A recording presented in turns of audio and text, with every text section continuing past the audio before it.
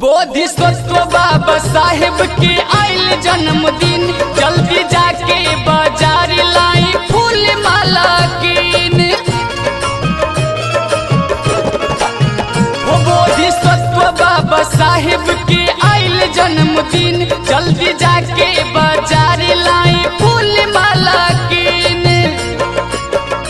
महू छावन जाके खुशियाँ मनावे के बहो,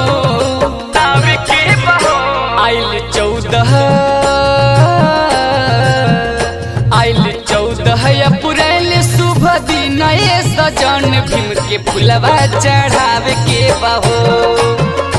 आइल 14 अप्रैल शुभ दिन सजन भीम के फुलवा चढ़ावे के बहो।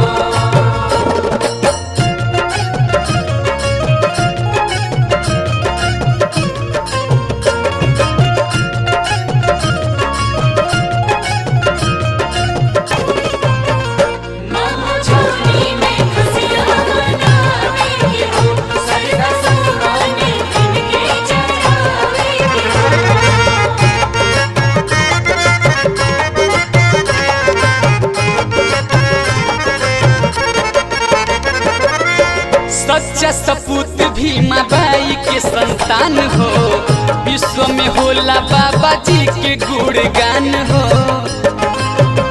बाबा जी के गुणगान सच्चा सपूत भीमा बाई के संतान हो, विश्व में होला बाबा जी के गुणगान हो।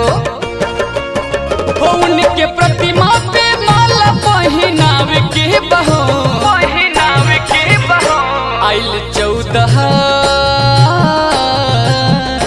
आइल 14 अप्रैल शुभ दिन सजन भीम के फुलवा चढ़ावे के बहो।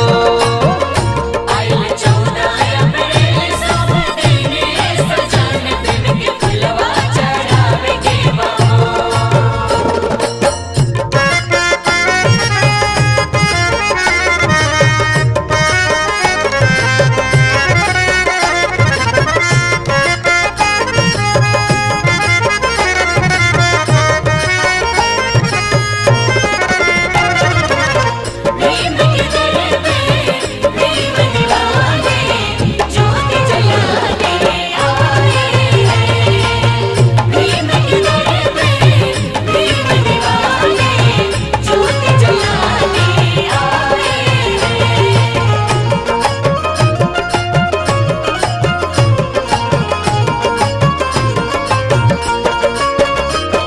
नागपुर में जाके भीम लिहल धम दीक्षा, है बौद्धिस्ट दिहल सबके इहे शिक्षा।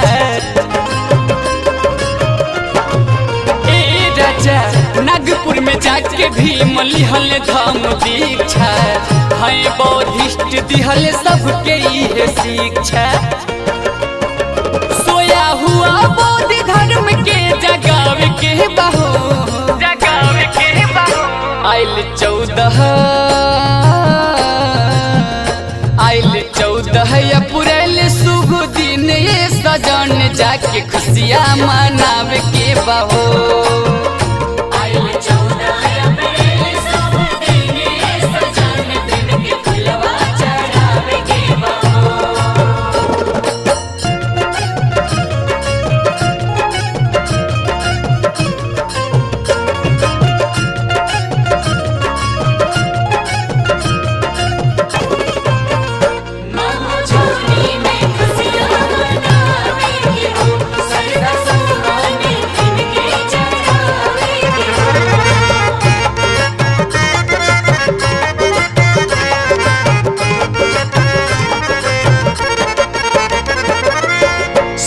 मुसाफिर सर की बात लतमानी, इतिहास भीम के सुनावले जुबानी। श्रद्धे मुसाफिर सर की बात लतमानी, इतिहास भीम के सुनावले जुबानी। विशाल गाजीपुर के मिशन गीत बजावे के बहो,